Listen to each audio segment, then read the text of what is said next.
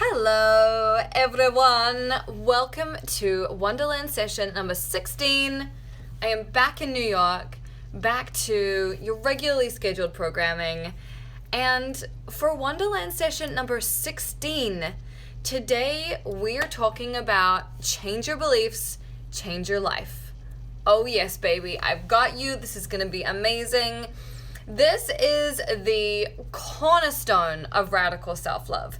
The very building block, foundations of radical self-love are about changing your beliefs so that you can change your life. And that is really what it is all about. So that is what I'm going to talk about today. And even if you have heard this kind of thing before, I think this is going to be really helpful for you. It was certainly helpful for me. Even just writing down these notes for you today, it felt really good. And I want to share some things that I've been doing recently that are helping me to change my beliefs and change the stories I'm telling myself. But before we get into that, let's start at the very beginning. As they say, it's a very good place to start. So here we go. Factoid number 1. Your beliefs create your life. Your beliefs create your life. So what do I mean when I say that?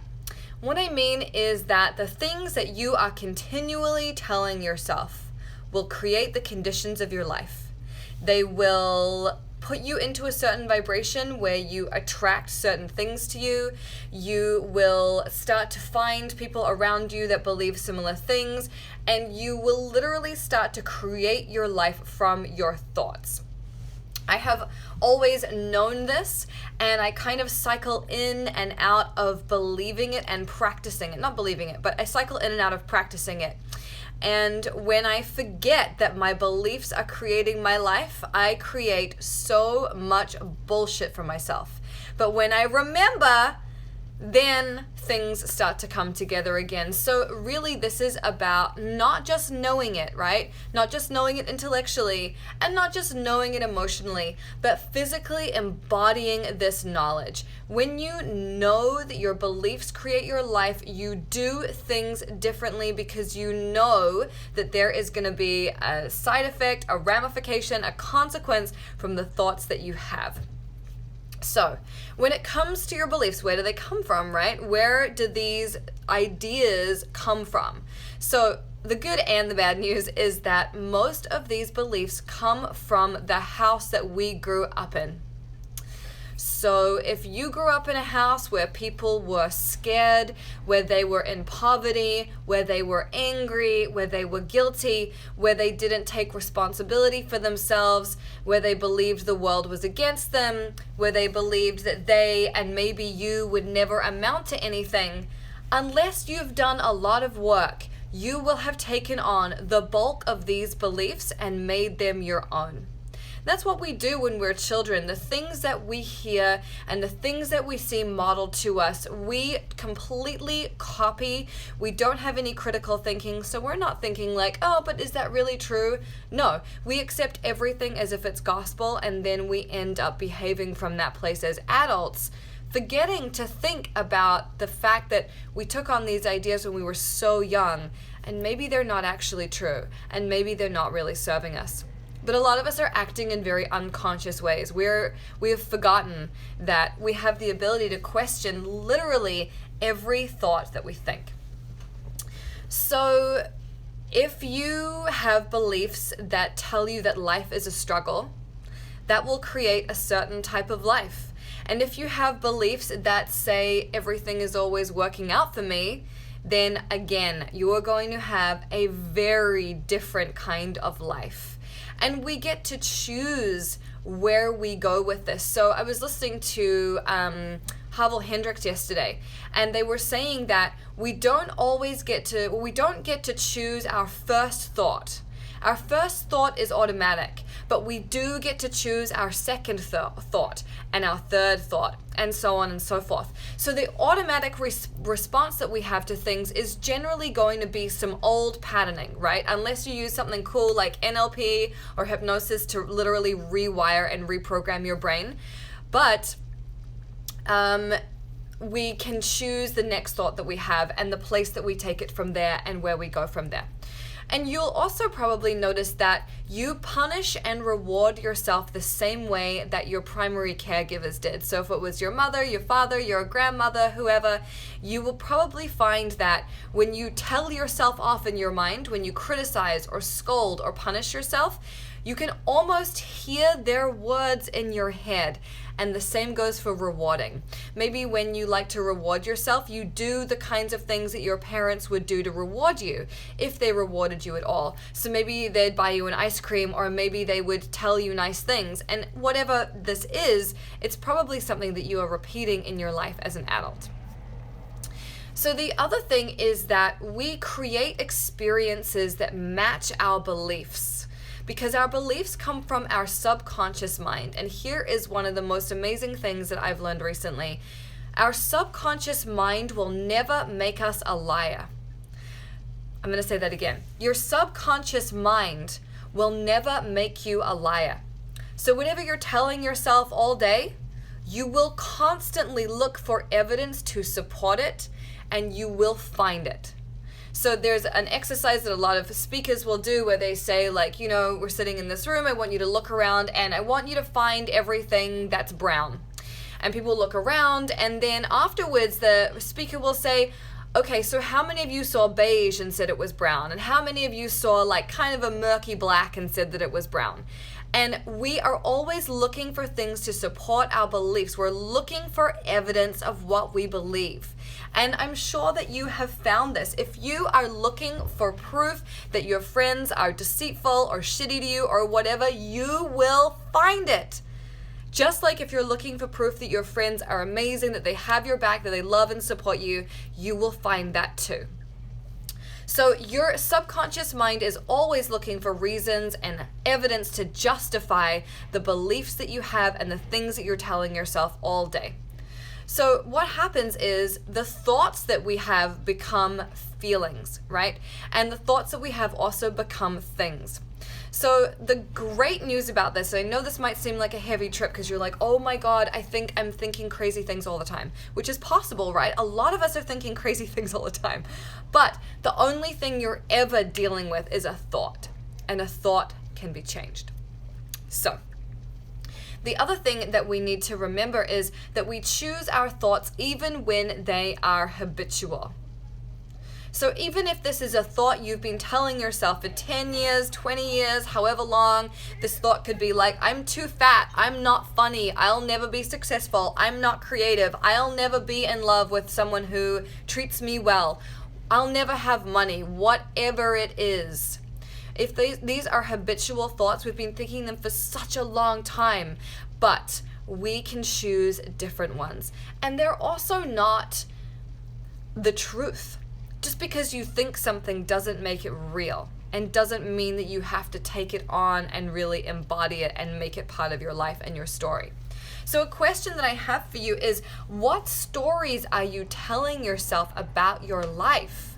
If I asked you about your bank balance or your work, what story would you tell me about that? If I asked you, how's your relationship going, what story would you tell me about that?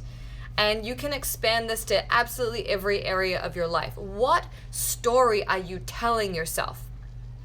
A couple of days ago, I realized that I had a habit of telling myself the worst possible story about a certain area of my life. And that every time I thought about it, I fixated on the flaws and the problems, and I just replayed them in my head. I literally told myself this story over and over again, all day long, all day long. I didn't even realize that I was doing this. I really wasn't aware that I was doing it. And now that I'm aware that I'm doing it, whenever I catch myself, I say stop in my mind. And I think about something else. Abraham Hicks would say that when this happens, when you start to go down this track of thinking about the things that you don't like, that you don't feel good about, blah, blah, blah, then you put yourself into vibrational alignment with what you don't want. And of course, you just get more of it. You notice more of it. Your subconscious mind looks for evidence of more of that shit. And you do not want that. That is a recipe to Sad Town City. Or a one-way ticket, or whatever you like. So when you notice that you're doing it, say stop in your mind and then ask yourself, okay, hang on. What are my 10 favorite things about this subject? So whether it's 10 favorite things about your body, 10 favorite things about your business, 10 favorite things about your boyfriend, 10 favorite things about your friendships, choose 10 favorite things. Get on a track where things feel good. Start to put your energy into where things feel good. This is a way that we can start to change our beliefs about things. Another way that we can change our beliefs about things is by having a morning practice. Yay! How many of you are doing the sacred morning practice that I outlined in last week's video? Wonderland session number 15 is about my sacred morning practice and what I do, which short version is gratitude, desire for the day, desire for the future, and both of my desires are phrased in the past tense, like it already happened. That is how you make shit happen. By getting into the mode of like recognizing it's already happened, feeling good about it, and just like vibing on that shit. It feels amazing. It really, really works. It's so good. Okay, another thing that I did last night, actually, I was sitting in bed, I was listening to audios, I was feeling really pumped about life, and what I decided to do was to write posters of all the things that I wanted to remind myself of. So I've been saying for years, like, write affirmations on Post-it notes and write down, you know, what you need to remind yourself of, but is it 3M? I'm not sure who makes these. You can buy them on Amazon. They're poster-sized Post-its, huge white sheets of paper with a sticky top on them. And so I've been writing on them everything I want to remember, all my powerful thoughts, things I want to focus on, things I want to do. Write this stuff for yourself. Stick them all over your bedroom. Read them to yourself every day. Get into it. These are the ways that we change our beliefs, we change our thoughts, is by surrounding ourselves with what we really want in our lives, reminding ourselves what we want to focus on, and really making this like a huge habit. You know, it's hard to change your life if every week you watch one self-improvement video. This has to become your lifestyle. You want to surround yourself with affirmations, with positive people, with activities that make you feel good, with a morning practice, with meditation, with working out, with doing whatever it is you need to do to get yourself into that place where you feel good. Remember in the very, very first Wonderland session, I said, feel good and then act from that place. That is the most important thing that you can do. Feel good first, then act. Don't call anyone on the phone before you get into that place where you feel good. Get in the motherfucking vortex and then act from there. I've also had some people recently asking me about how did I get over my eating disorder? And the answer to that is I use tapping, and you can go to galadarling.com/tap that for information. Like I have a class which teaches you how to tap. But here's what I did. I tapped while looking myself in the eye in the mirror while completely naked. Yes. So Louise Hay used to have her people, her students and people who read her books, look in the mirror and say, I would say, for example, I love you, Gala, while I look myself in the eyes in the mirror. Obviously, you want to use your own name. But what I recommend you do is that same practice, telling yourself that you love yourself while also tapping. So start on the karate chop point, top of the head, eyebrow, side of the eyes, under the nose, under the mouth, collarbones, under the side, and the wrists. That is how I tap. It's easy, it's fast. I think it's super powered because I'm using both sides at once. Really, really works. So start doing that. Start tapping on your love for yourself while you look yourself in the eye.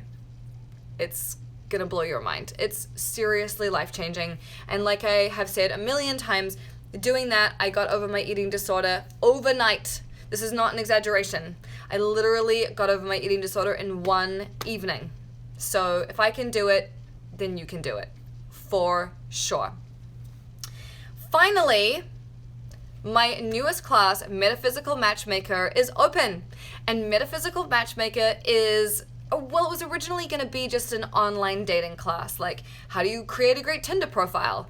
And then I realized that the trick is you have to feel good about yourself first. You have to be able to truly express your essence to the world in order to attract in the kinds of people that you really want to meet. And I met the man of my dreams on Tinder. And so if I can do this, then anyone can do it. So Metaphysical Matchmaker will help you clear up all your energy around dating and romance and how you feel about yourself so that you can really present yourself in your fullest, highest glory so you can attract people who really get you, who really vibe with you, who are really into you. And it's going to be so amazing. I'm really excited. We start on May 1st. It's open right now. Go to galadarling.com/mm to sign up. It's an early bird special until May the 1st. It's going to be really good. If you're interested, jump on that. And you can always ask me questions about it on Instagram. I'm always here. You can just DM me. Yeah. Okay, so that's what I have for you today. I want you to really start thinking about what are your beliefs? What are the stories that you're telling yourself? When you notice yourself telling yourself a story that you don't like, say stop in your mind and then come up with your 10 favorite things about that subject. Put yourself on a different track. Go somewhere else with it. Bring all of your positive energy to it and just continue with this. And you know, the more that you do this, the more that your brain will just start to realize, like, that's not a fun place to go. I don't want to go there anymore. But it's like anything that's a habit, it takes a little bit of practice. So if you don't get it immediately, don't beat yourself up. Don't criticize yourself. Just be compassionate. It's a process. It takes a little bit of time. Okay, that's it. Have a beautiful day. I love you. Bye.